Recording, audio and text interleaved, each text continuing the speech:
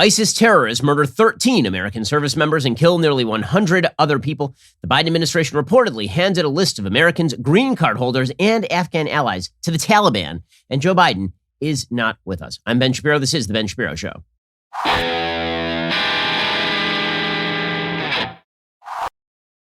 This show is sponsored by ExpressVPN. It's time to stand up to big tech. Protect your data at expressvpn.com/Ben. Well, yesterday was one of the worst days in modern American foreign policy history. Yesterday saw the death of 13 American service members and at least 90 Afghans as two explosions ripped through crowds seeking evacuation in the wake of Joe Biden's ill-fated and ridiculous, stupid pullout from Afghanistan. The tactics were bad. The strategy is worse. The geostrategic implications are grave. According to the Wall Street Journal, more than 100 people were killed, including at least 13 U.S. service members and 90 Afghans at the Kabul airport Thursday, when two blasts ripped through crowds trying to enter the American-controlled facility, disrupting the final push of the U.S.-led evacuation effort. A suicide bomb attack at the airport's Abbey Gate was followed by an assault by gunmen, officials said. Another bomb attack took place nearby at a hotel outside the airport, according to officials. 18 U.S. service members were also injured. The Pentagon said, so that 13 dead U.S. service member numbers, that could actually go up. The attack marked the deadliest day for the U.S. military in Afghanistan since 2011. So remember, the whole purpose of this operation was to prevent U.S. casualties from the Taliban. We had not had this many casualties in a single day in Afghanistan for a decade. And Joe Biden, in signal fashion, somehow brought about this result. Pretty incredible. We'd had 0 combat casualties in Afghanistan, count them 0, since February of 2020. And Joe Biden pulled out all the troops. And then he handed over Kabul to the Taliban. And then the Taliban allowed in ISIS. And then ISIS proceeded to kill 13 U.S. service members, wound 18 others, and kill 100 Afghans at the same time. The attack marked the deadliest day for the U.S. military since 2011, came just 5 days before the Biden administration's deadline for the complete military withdrawal from the country. And this may not be the end. Marine Corps General Frank McKenzie has said the military expects more attacks. It is a full-scale disaster area. And it was brought about completely and utterly by our incompetent, foolish president. And I'm not sure what is worse, what the president thinks when he is with us or the fact that he is not with us. Like, I don't know whether to blame the fact that he is senile or the fact that he is incompetent, because he's had these crappy ideas on foreign policy every step of the way. As Barack Obama once famously said, never underestimate Joe's ability to things up. Okay, so the man's not been right on a single foreign policy issue his entire career.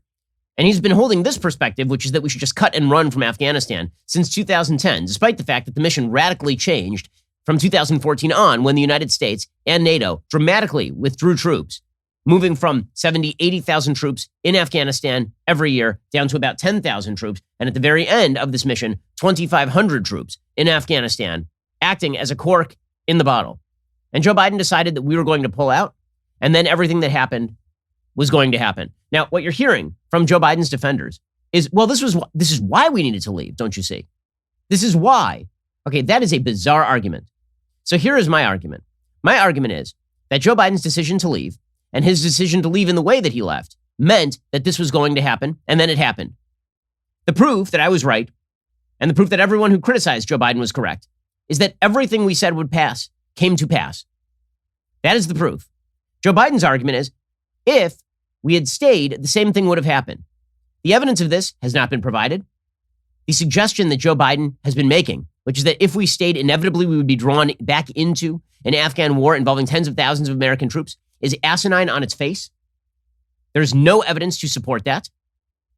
And yet that is the entire justification for a thing that he did that has now resulted in precisely the result that he said he was attempting to avoid. This president is a joke. This policy was a joke. The bravery of our guys in the face, and women who are there, in the face of what the limits that have been placed on them by this stupid, half-assed administration, led by the vaunted foreign policy team that brought you the Iran deal and the Iraq pullout leading to the rise of ISIS. Those same people have constructed this one. The bravery of the American service members who have put themselves in harm's way under these restrictions is awe-inspiring. Obviously, our prayers go out for their families at this hour.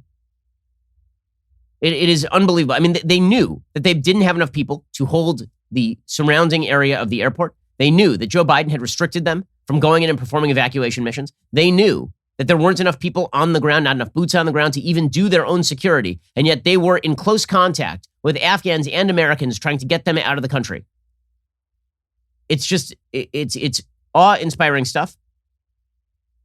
And this is the result of crappy policy, of unbelievably horrific policy, and immoral policy. It is an immoral policy. What Joe Biden did here is immoral. On every level, it is immoral. According to the New York Times, President Biden and other U.S. officials insisted that the carnage and continued danger would not halt the American-led airlift that, after a belated and rocky start, has ferried more than 100,000 people out of Afghanistan in the last 2 weeks. Estimates of the total dead and wounded differed and were rising quickly as different hospitals and officials weighed in. Since the Taliban takeover earlier this month, thousands of Afghan civilians and foreign citizens have gathered at the gates of the airport, which has a military and civilian side, desperate to be airlifted out of the country. At times, the area has descended into chaos as people scrambled toward evacuation flights. 2 U.S. military officials said evacuation flights were continuing, though it was not clear whether any gates at the airport were open. Most of the bombing victims were Afghan civilians, including families with small children. We'd been seeing the videos over the past few days of what it looked like at Abbey Gate, directly outside of the airport. And basically, it looked like a corridor that was completely jam-packed with humanity. In the aftermath of the bombing, and the video is available, the bodies of those same people are visible, littering the ground, covering it, blanketing the ground.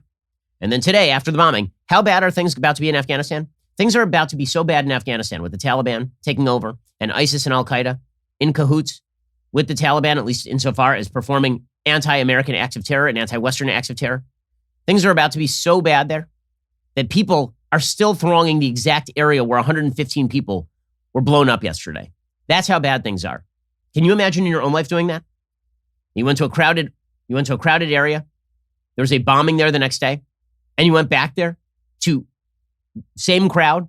You decided to go back there the next day knowing the threat was still there. That's how bad things are over in Afghanistan. And that is completely the creation of Joe Biden. The excuses that have been made by the Biden administration for turning tail and running. And that's what's going to happen here, right? I mean, we are going to turn tail. We're going to run. We're going to remove all of our troops. We're going to leave Americans stuck there, and Afghan citizens stuck there, and American green card holders stuck there, and people who worked with us stuck there. We're not talking like a few dozen. We're talking thousands of people. We're going to leave to the mercies of the Taliban or ISIS or Al-Qaeda, whoever gets to them first. And that's the fate that Americans can await in Afghanistan. If ISIS reaches you first, presumably they'll behead you. If the Taliban reaches you, they will presumably hold you hostage until Joe Biden pays them some money or gives them some more billions of dollars in American military gear. Brought about completely by Joe Biden. Now, all of this could have been prevented, even if you believe in the pullout, which again, I think is idiotic policy. I think that the arguments made that, we had to end our endless war. It doesn't count as an endless war when you have 2,500 troops on the ground and 0 combat casualties for the last 18 months. In that case, Bali is an endless war. Our troop presence in South Korea is an endless war. Our troop presence in Italy is an endless war. When you're not taking combat casualties and you have a small footprint, that does no longer count as an endless war. But in any case, even if you believe that we should have been pulling the troops out, doing so without even securing the airbase that has multiple runways, without leaving enough troops on the ground to create a buffer zone around that airport, is full-scale idiocy. General Mark Milley was asked just a week ago about why we withdrew, for example, from Bagram Air Base, which, remember, we controlled. His answer was that the choice was given to him to go down to 600 to 700 troops. And he was asked, do we protect Bagram Air Base or do we protect the embassy? And he recommended we protect the embassy. The problem there is the limit put on him by Joe Biden. Joe Biden owns this one top to bottom. Liz Sly of the Washington Post reported yesterday the Kabul airport attack has nixed hopes of evacuation for the last thousands still hoping to make it out.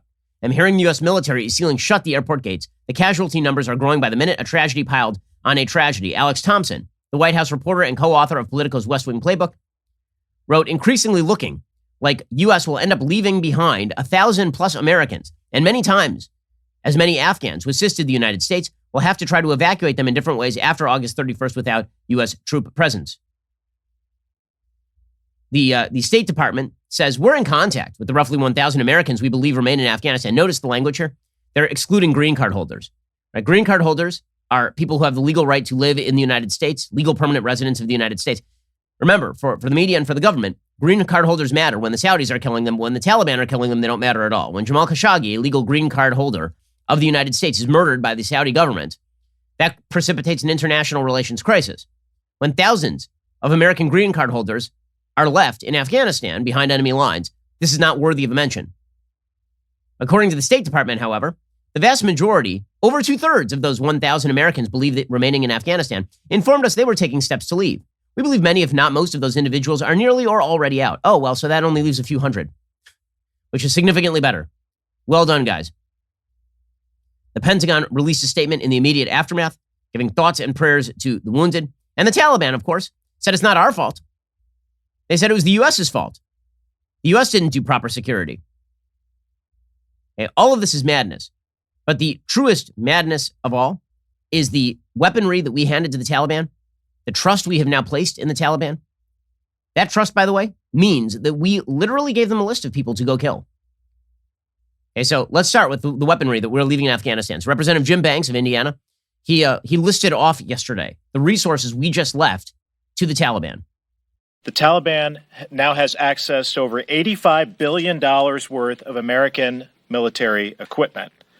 That includes 75,000 vehicles, over 200 airplanes and helicopters, over 600,000 small arms and light weapons.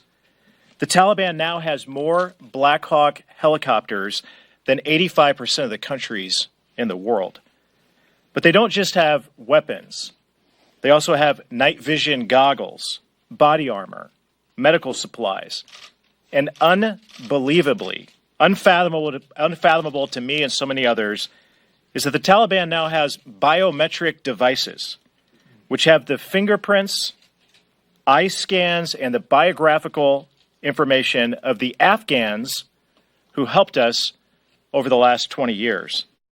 So all that's going well. And by the way, if that doesn't mean that we failed here, how about the fact that in order to facilitate the evacuation, apparently, U.S. officials in Kabul, you ready for this? They gave the Taliban a list of names of American citizens, green card holders, and Afghan allies. They gave them a list. The Taliban, the same people who harbored al-Qaeda before 9/11 and refused to turn them over after 9/11, the same people who have slaughtered tens of thousands of people in Afghanistan, including thousands of American troops. We gave them a list, not just of Americans, but of Afghan allies and green card holders who we are about to abandon in Afghanistan. We gave them a list. So now all they have to do is find those people and kill them. We did that. According to Politico, the move, detailed to Politico by 3 U.S. and congressional officials, was designed to expedite the evacuation of tens of thousands of people from Afghanistan as chaos erupted. It also came as the Biden administration has been relying on the Taliban for security outside the airport.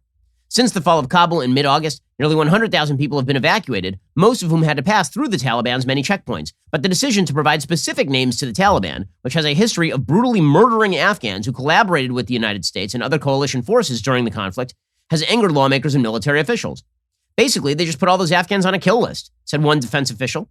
It's just appalling and shocking. It makes you feel unclean. Yes. And so in just a second, we'll get to the administration's response to all of this, because it is astonishing. It is degrading. It demonstrates that the greatest power in world history has been laid low by our own bloated inefficiency, stupidity, and lack of moral rigor. That we have decided as a society, if we decide to okay this sort of behavior, we have decided as a society, as I said yesterday, to fatten ourselves up, eat a bunch of potato chips, slip into a warm bath, and slit our own wrists. As a society, that is what we have decided to do. If this is the sort of action by an administration we have decided to okay politically. It's unbelievable. And by the way, it came from the top. This was no one else's decision. The buck stops with Biden. Biden was the formulator of this policy. Biden was the advocate of this policy. Biden is the person who lied repeatedly on behalf of this policy. We'll go through the timeline in just a little while here as to how many times this administration lied leading up to the murder of 13 American service members in Afghanistan. And it may not be the end of the story in terms of how many people are murdered in this immediate round. And it certainly isn't going to be the end of the story in terms of the geopolitical ramifications of giving our enemies half of our military technology via Afghanistan, as well as the impetus to move against all of our allies. We'll get to all of this in just one second. First, let us talk about the fact that you can get a special gift for the special woman in your life, whether it is mom, whether it is your wife, whether it's your girlfriend, whether it's your sister. There's great jewelry that you can get out there. The best jewelry I can think of at the best possible price comes from the Pearl Source. At Pearl Source, you get the highest quality pearl jewelry at up to 70% off retail prices. Why? Because the Pearl Source cuts out the middleman by eliminating traditional 5 times markups by jewelry stores and selling directly to you, the consumer.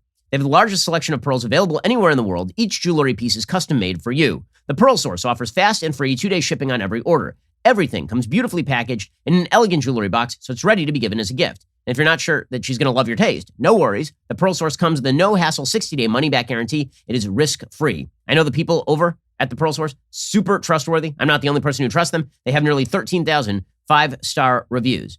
Don't overpay for jewelry. Go to the Pearl Source. Save up to 70% off retail prices. Some of my favorite pieces I've given to my wife come courtesy of the Pearl Source. Also, the Pearl Source is now having their end of summer sale. It's going on right now. For a limited time, listeners to my show can take an additional 15% off already discounted prices. Go to thepearlsource.com/Ben. Enter promo code Ben at checkout for 15% off your entire order. If you want fine pearl jewelry at the best prices online, go straight to the source, the Pearl Source. Again, that's thepearlsource.com/Ben. Enter promo code Ben at checkout, and you can take an additional 15% off their already discounted prices.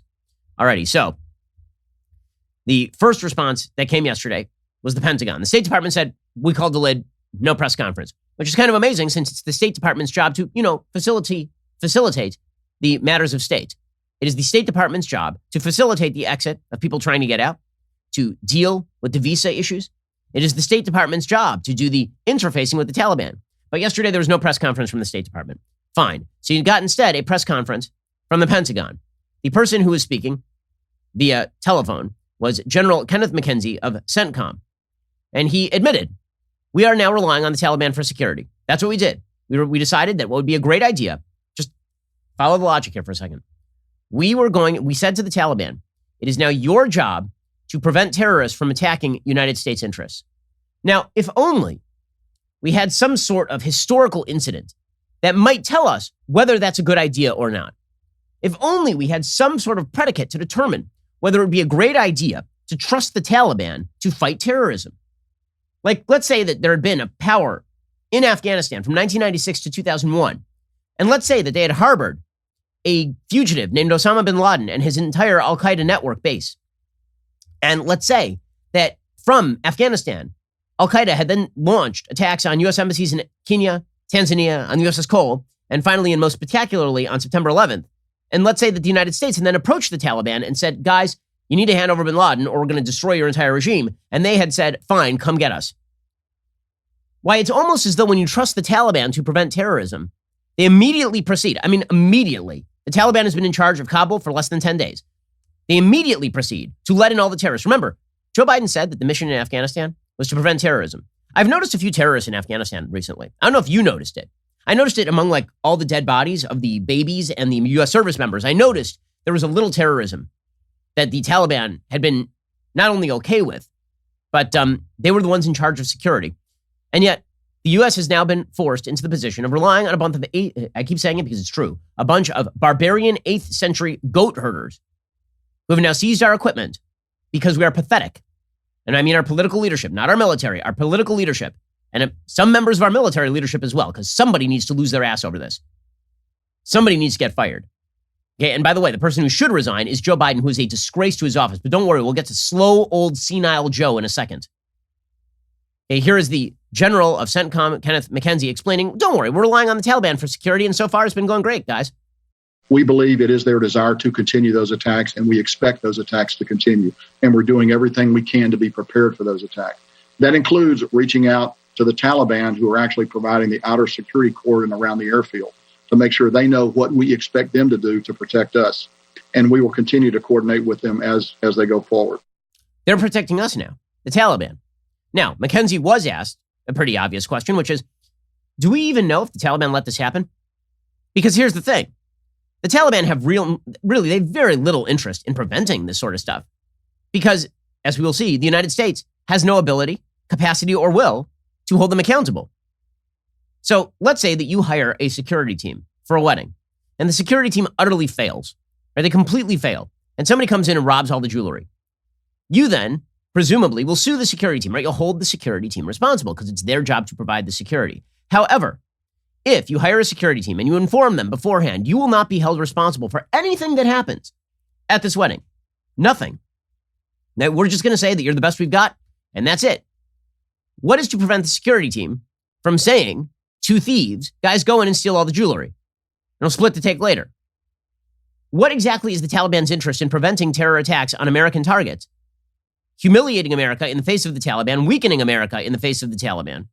What is the Taliban's actual interest, except they are afraid of U.S. retaliation? And if you remove the threat of U.S. retaliation from the Taliban, which is precisely what this administration has done, why exactly do they care? I'm not even saying that they coordinated the attack. I'm saying, why would they care if the attack takes place if you're not holding them responsible? So here was McKenzie explaining, we don't even know if the Taliban let this happen. We have no idea. Do you still trust the Taliban, and is it possible that they let this happen? So as to whether or not they let it happen, I don't know. I don't think there's anything to convince me that they let it happen. As to whether or not I trust them, that's not necessarily that's a word I use very carefully. You've heard me say before, it's not what they say, it's what they do. They have a practical reason for wanting us to get out of here by the 31st of August, and that's that they want to reclaim the airfield. We want to get out by that day too, if it's going to be possible to do so. Okay, and our reaction, by the way, here's the reality: they want us out. We want to get out, and if there's a terrorist attack, we're still getting out. So now, what's their interest? You skewed the incentive structure, you idiots. You skewed the incentive structure. If there's no retaliatory response requiring a longer American presence, why does the Taliban care if Americans get murdered in large numbers, or American citizens, or Afghans outside the gates? All right, so all this was the lead up to our absent president of the United States, a fool, a moral idiot. The president of the United States is not with us. He is no longer sentient. And honestly, as I said at the beginning, I don't know whether to blame his mental incompetence or his moral incompetence for this one. Do I blame the fact that he thought through the strategy, or do I blame the fact that he is not with us? It's hard to tell on a day-to-day basis.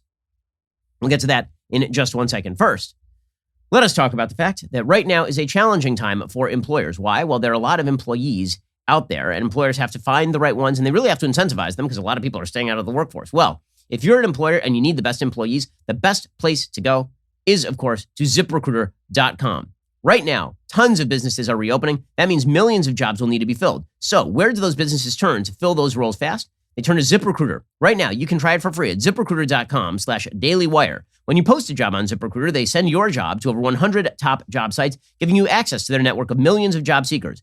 ZipRecruiter's matching technology scans resumes to find qualified candidates for your open roles and proactively presents them to you. You can easily review recommended candidates and invite your top choices to apply for your job, which encourages them to apply faster. According to ZipRecruiter internal data, jobs where employers invite candidates to apply get 2.5 times more candidates.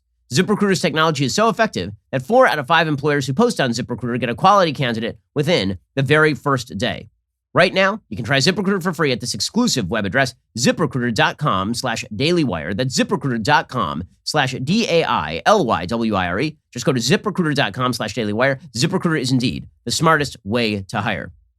Alrighty, so yesterday, the president of the United States doddered out to the podium, took about 4 or 5 questions, and then doddered off. He had called a presser for 5 p.m. in which he was going to speak, and he then showed up at approximately 5:25, which is his wand. Barack Obama used to do the same thing.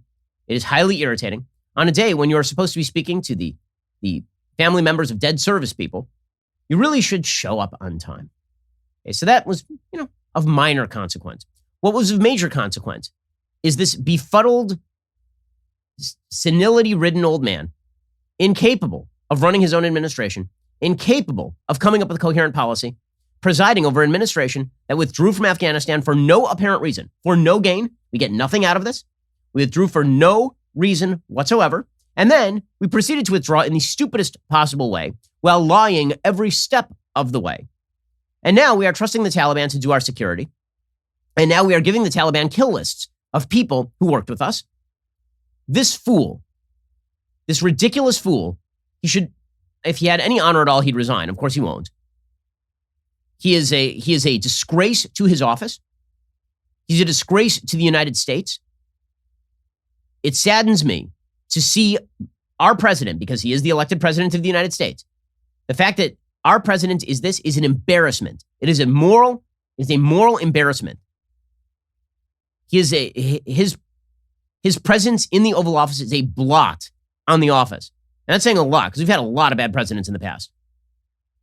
This is the most disgraceful foreign policy decision and act of malpractice I've seen in my entire lifetime. And for people older than me, it's still true. He decided apparently that the best foreign policy here was a mashup of the fall of Saigon, the Iran hostage crisis, the bombing of the U.S. barracks in Lebanon in 1982, and Iran-Contra shipping weapons to the enemy. For no gain, actually. At least in Iran-Contra, we were attempting to do something good. Here we just handed over $85 billion in military equipment to the worst people on earth. So Joe Biden finally wanders out to the microphones, and he begins. And I have to say, I was shocked by his appearance. He has looked as though he is falling apart for a long time. He looked barely warmed over. He sounded awful. He was stumbling over every word. He was utterly incoherent. It was as though he had just escaped from a nursing home. It was just visually speaking, optically speaking, it was an amazingly embarrassing moment.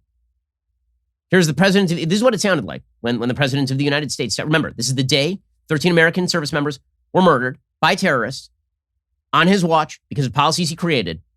And instead of him coming out there and looking strong and tough, instead of him coming out there and looking as though our enemy should be afraid of us, he looked beaten. He looked defeated.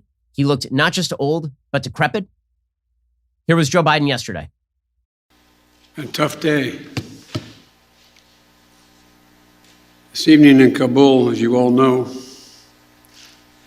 terrorists attacked that we've been talking about and worried about, that the intelligence community has assessed, has undertaken an attack by a group known as ISIS-K. Took the lives of American service members. That's how he opened. That was his opening. And that alone, America's enemies must be drooling over this person. They must be drooling over the dead horse that we've thrown out there. Okay, then he moved on in his speech to paying tribute to the service members, but he couldn't help himself. He had to then brag about the effectiveness of this evacuation mission. He's still using the talking points from 48 hours ago. You remember about 48 hours ago, the administration started moving on from the talking point of this is a brilliant idea to our evacuation has been shockingly successful. You know, with the Afghans falling from the wheel wells of planes onto the tarmac. The evacuation is actually, like, we deserve credit. Yesterday, the DNC was sending out emails bragging about how successful this evacuation was, which, as I said on the show, is the equivalent of the captain of that Titanic not accidentally hitting the iceberg, deliberately looking at the iceberg, saying, I'm going to ram this sucker directly into the iceberg. The boat starts taking on water. He rushes up to the top deck. He unleashes the lifeboats. He says, everybody in the lifeboats, 2/3 of the people get out. And he says, what an unbelievable captain I am. I have set the Guinness Book of World Records record for the most people evacuated from a lifeboat. Okay, that is what the administration has been doing. So he's paying tribute to the service members yesterday who deserve all the credit in the world, but he can't help himself praising his own mission here. These American service members who gave their lives, it's an overused word, but it's totally appropriate here, were heroes. Heroes who've been engaged in a dangerous, selfless mission to save the lives of others. They're a part of an airlift, an evacuation effort unlike any seen in history, with more than 100,000 American citizens, American partners, Afghans who helped us, and others taken to safety. Again, that's him praising his own mission. That's him praising his own mission, which is a failure. And then Joe Biden did what the media love when he does. He did the empathy thing, right? And by empathy, it means that he tried to speak to what it feels like to be in this. You know what? None of those families would be mourning their sons and daughters today. None of them, if it had not been for this man's policies. So I wonder how many of them really want to hear it from the president of the United States. But this is what he was elected to do. He was elected to empathize, not to proceed with good policy, not to protect Americans, because we're going to leave at the very least hundreds, probably thousands of Americans and green card holders behind enemy lines. He was elected to emote. He's the emoter in chief. And so here he was last night trying to paper over his gross incompetence and malpractice with a bit of sentimentality. We have some sense, like many of you do, what the families of these brave heroes are feeling today. You get this feeling like you're being sucked into a black hole in the middle of your chest. There's no way out. My heart aches for you. This is utterly insincere. I'm sorry, it is. You are responsible for that policy. You're responsible for, I'd love to hear from the members of the military families as to what they feel, because there are 17 million people who've served in the American military over the course of time who are alive in the United States right now. 800,000 people have served in Afghanistan proper. And I've talked to many, many Afghan war veterans over the course of the last several weeks. I can't name one of them who wants to hear emoting from Joe Biden as he proceeds to sully their legacy, subject all of their allies to the threat of death from the Taliban, and now to actual death at the hands of ISIS-K. Okay, then Joe Biden had to make excuses for the Taliban, right? So here's part of the policy. Part of the policy is now, just as it was with the Iran deal with the Obama administration, that once you make a deal with the devil, you have to make excuses for why the devil isn't actually the devil. Now Joe Biden is making excuses for the Taliban. So remember, the entire incentive structure for the Taliban to protect Americans as they leave is that if the Taliban don't, we might stay and retaliate against them.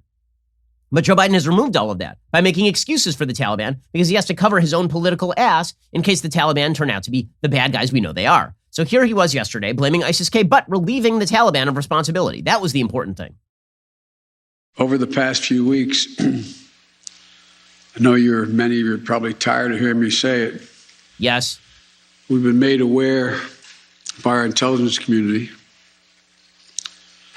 that the ISIS-K, an arch enemy, the Taliban, people who were freed when both those prisons were opened, has been planning a complex set of attacks on the United States personnel and others. This is why, from the outset, I've repeatedly said this mission was extraordinarily dangerous, and on why I've been so determined to limit the duration of this mission. Okay, so our mush-mouthed president then makes a mush-headed argument. This is his argument all the way through. If bad things happen in Afghanistan because we took the cork out of the bottle, then clearly they would have happened if we hadn't taken the cork out of the bottle. That is the argument. So if we did X and Y happened, then certainly if we had not done X, Y definitely would have happened, but way worse. I'm sorry, but your counterfactual no longer applies. You did X and Y happened, and it was perfectly predictable that Y would happen. So, by the way, he's now making excuses for why we should cut and run. So there is a bombing. It kills Americans. Instead of him saying, we're going to stay long enough to get every American citizen out, and if you touch us, we will kill you, which is what any normal American president would say. His argument is, look, something bad happened yesterday. That's an excuse for us to get out even faster. It just shows why we need to get out super fast. Okay, then Joe Biden says we're going to complete the mission. Okay, but of course, he has defined the mission as getting out by August 31st. The timeline is the mission for Joe Biden. Normally, you define the timeline on the back of what you need to accomplish. Normally, if I decide that we need, as a company, to achieve a certain thing, we then say, how long will it take to achieve this thing? And then we define the timeline by what we are seeking to achieve. In this particular case, Joe Biden defined the timeline, and the mission is now the timeline, which means a lot of people are going to get stuck over there. Here is Joe Biden trying to make excuses for this. We can and we must complete this mission, and we will. And that's what I've ordered them to do. We will not be deterred by terrorists. We will not let them stop our mission. We will continue the evacuation. I've also ordered my commanders to develop operational plans to strike ISIS-K assets, leadership, and facilities.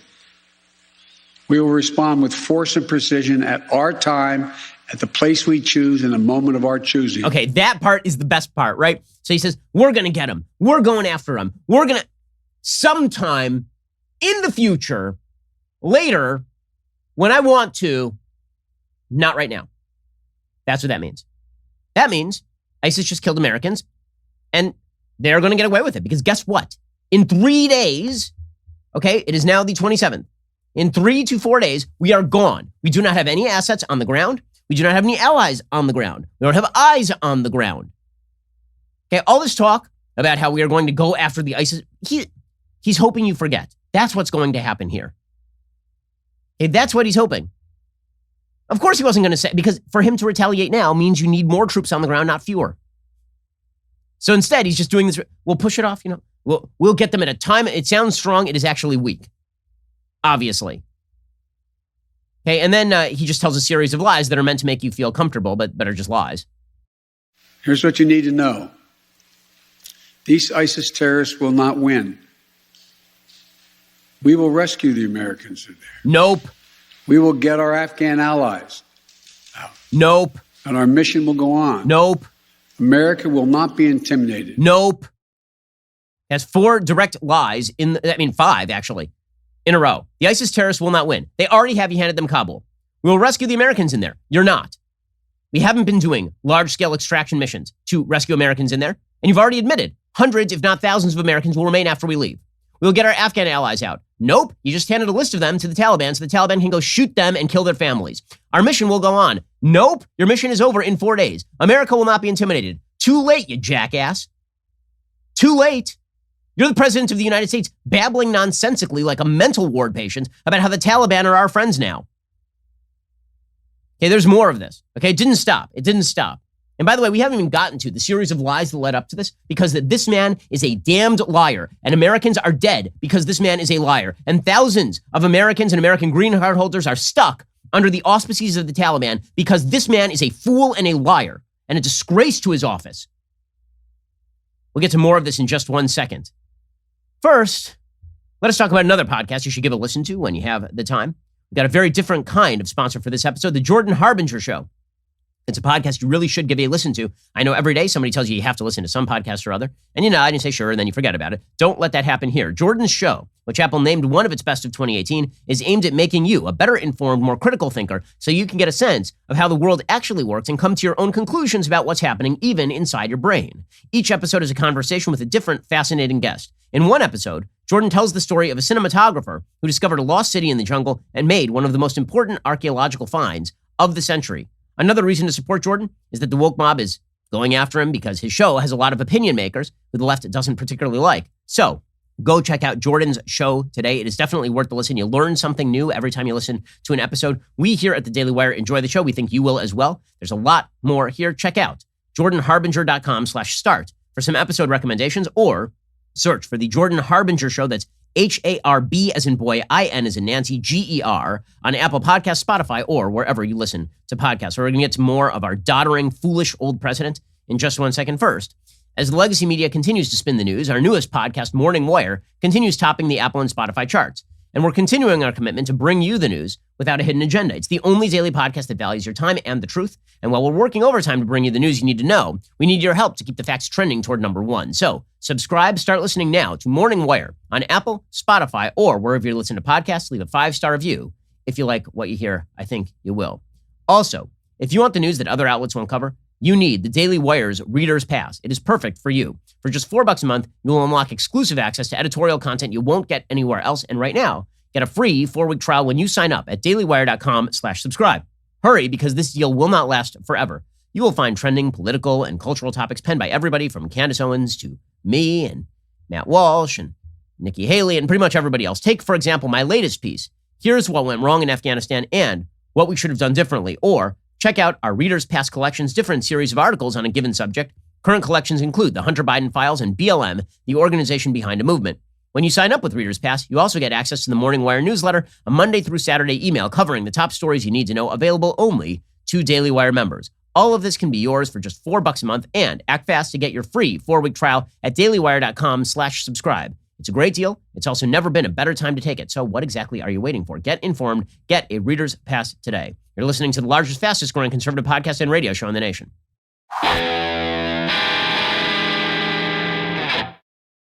All right, so President Biden's lies and foolishness didn't stop last night halfway through his little address.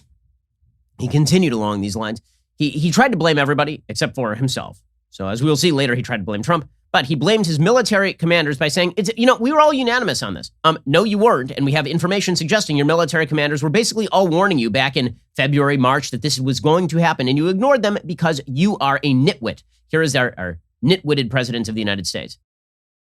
There has been complete unanimity from every commander on the objectives of this mission. Nope.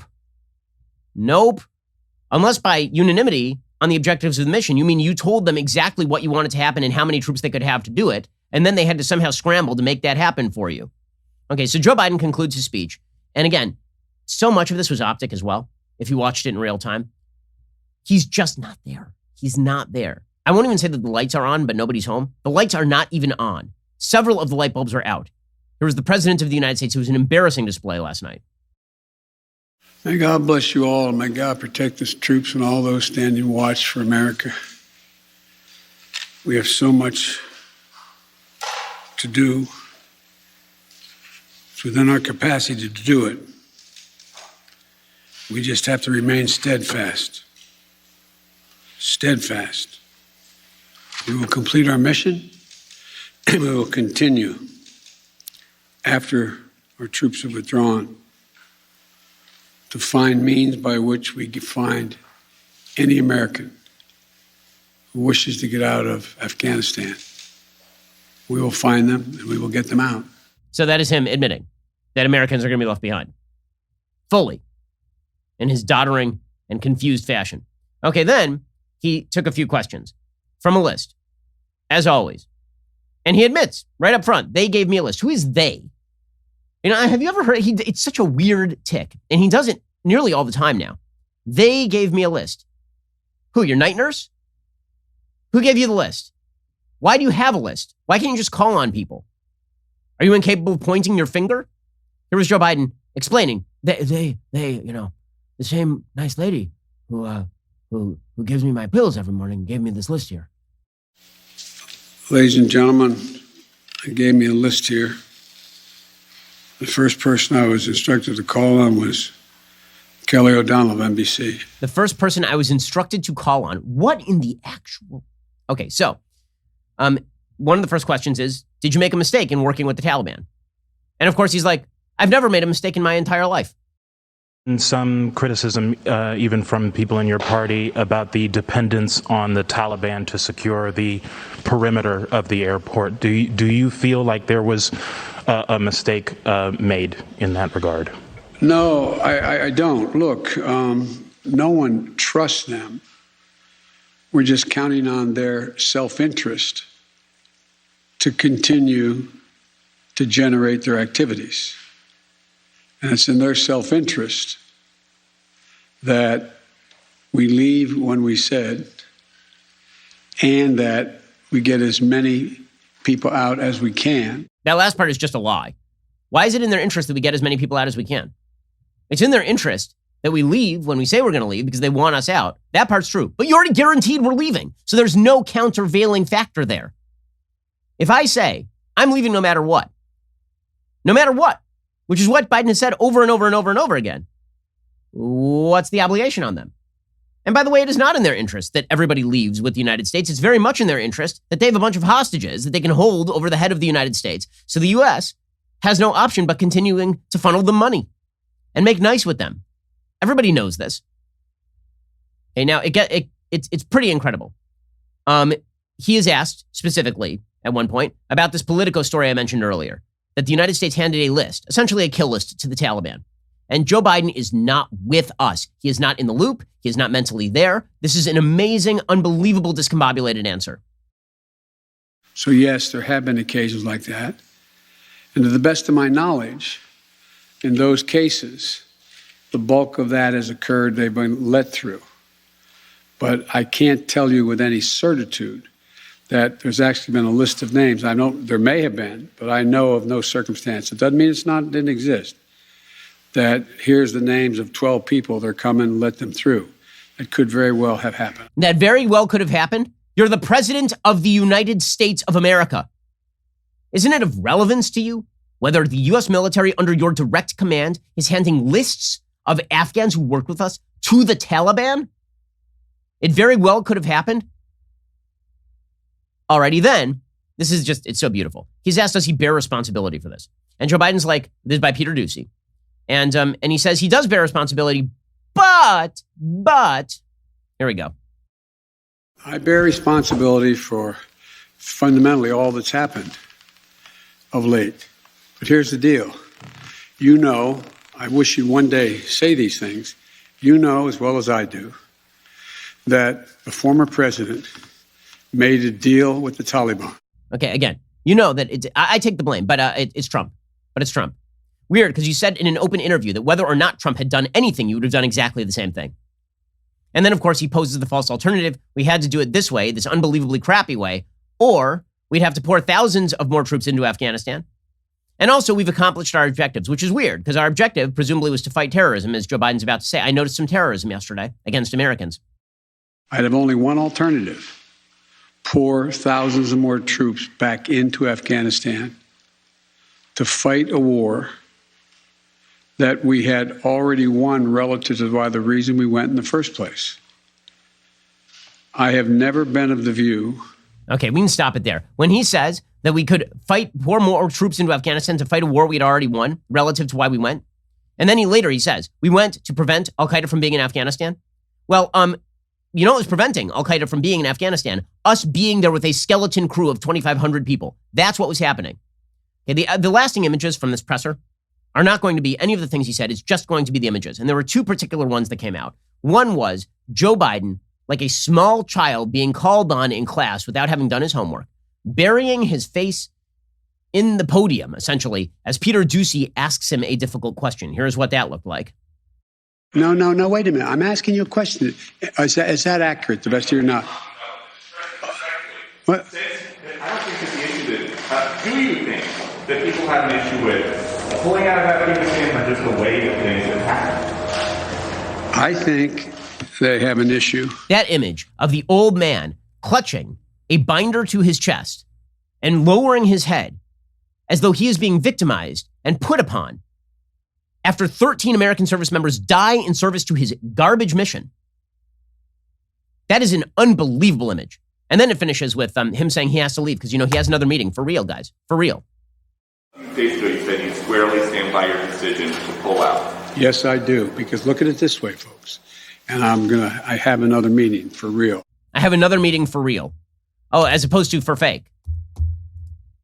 What a disgrace he is. What a disgrace he is. Okay, but to understand the true disgrace that Joe Biden is, you have to actually follow the timeline of what he has been saying for months.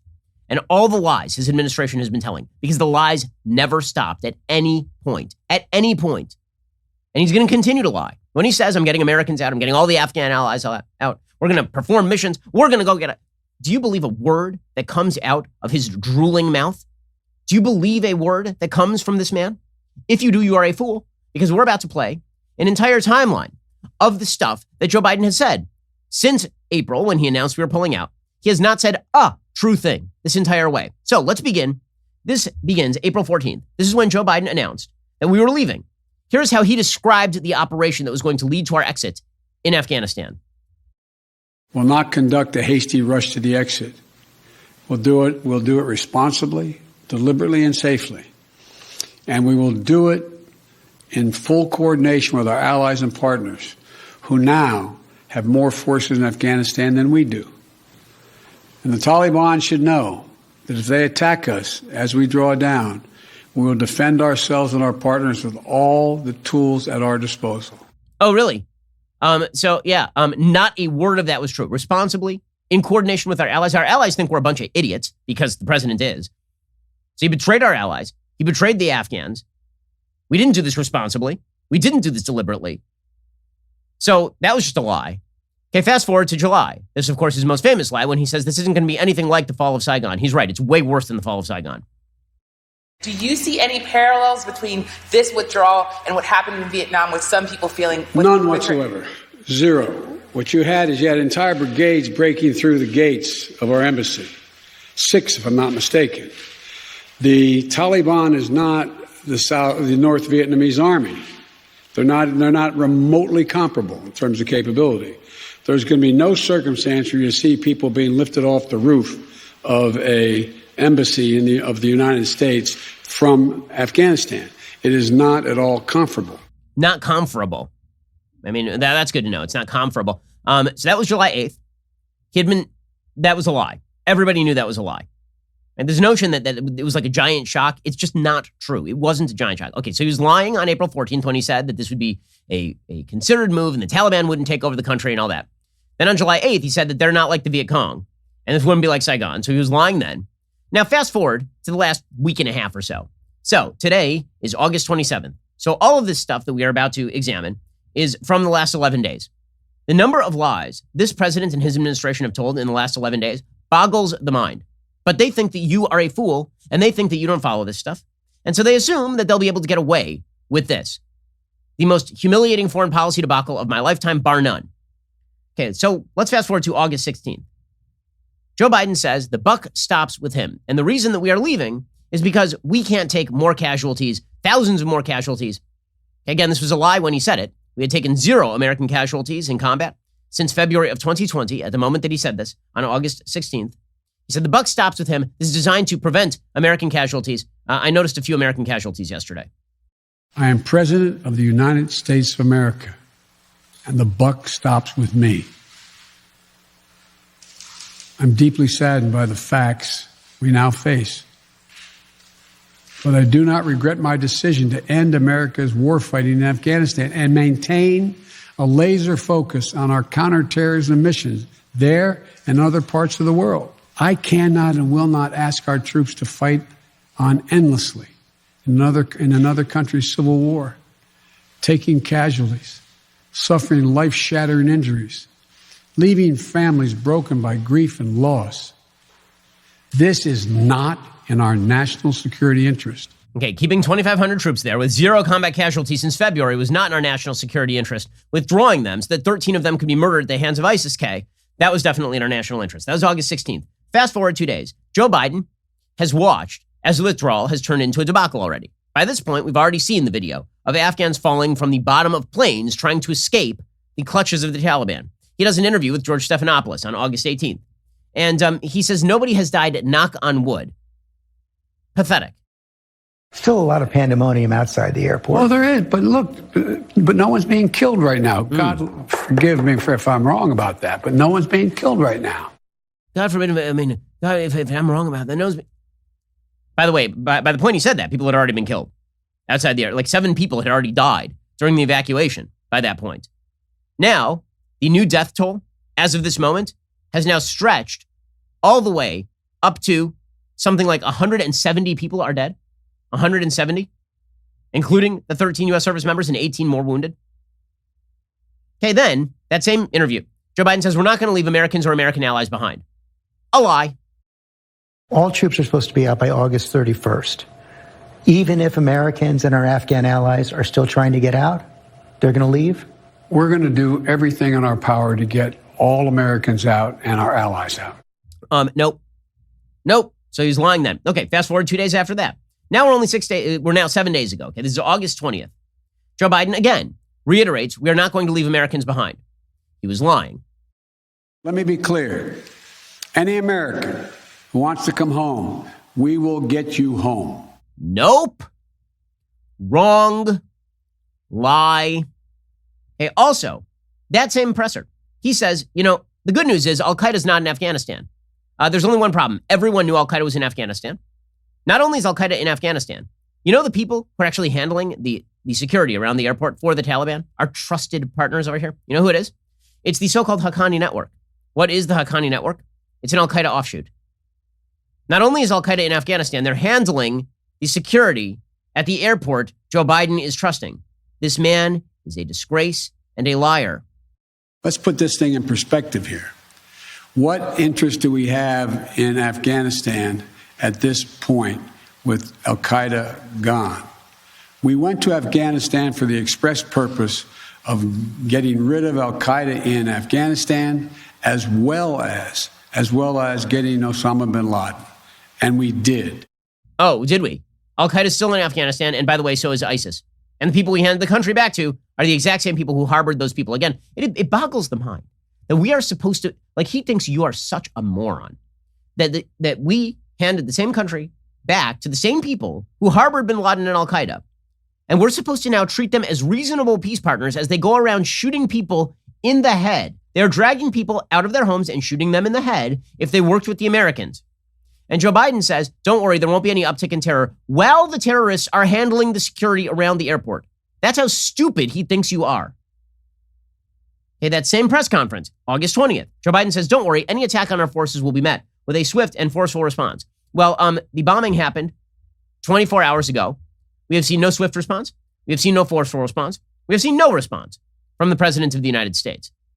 We made clear to the Taliban that any attack on our forces or disruption of our operations at the airport will be met with swift and forceful response. Oh, well, then that's, clearly, because he's lying. Okay, fast forward a couple days after that. Now Joe Biden is asked a question about ISIS, and he does what he does best. He runs away because he's a damned coward. Thanks. Mr. President, what about ISIS and the threat that Americans face now? Bye. Catch you later. By the way, that same day, he said that we had expanded the airport safe zone. Right? He said this to the American people, August 22nd. This is 5 days ago and 4 days before ISIS just blew everybody up. We have constantly, how can I say it, increased rational access to the airport where more folk can get there more safely. It's still a dangerous operation, but I don't want to go into the detail of how we're doing that. I think you're going to see they're going to get out. Number two, we have made a number of changes, including extending access around the airport and the safe zone. Oh, really? It seemed like that seemed like a super safe zone right outside the airport. By all available metrics, it was super safe. Okay, then, same day, he says, do we trust the Taliban? I don't trust anyone. I'm just giving them lists of American allies so they can kill them. On the question of the Taliban, though, do you trust them now? Do you have to negotiate? I don't trust anybody, including you. I love you. But, there's not a lot of people I trust.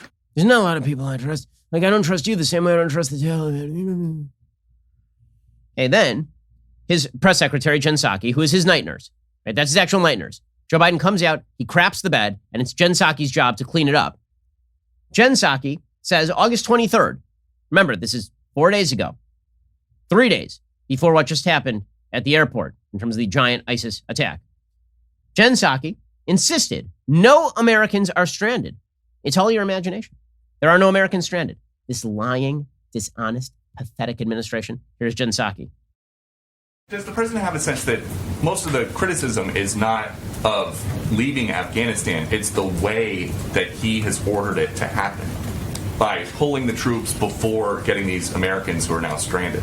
Does he have a sense of that? First of all, I think it's irresponsible to say Americans are stranded. They are not. We are committed to bringing Americans who want to come home. We are in touch with them via phone, via text, via email, via any way that we can possibly reach Americans to get them home if they want to return home. There are no Americans stranded is the White House's official position on what's happening in Afghanistan right now. I'm just calling you out for saying that we are stranding Americans in Afghanistan when we have been very clear that we are not leaving Americans who want to return home.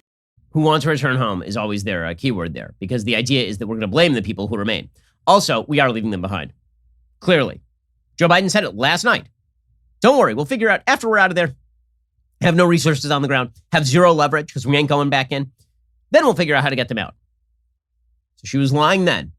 Next day, she decided, again, this was literally 2 days now before the ISIS attack.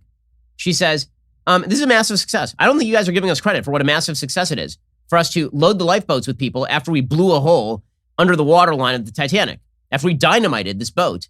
I don't think you're giving us enough credit for how many people we've offloaded onto the lifeboats.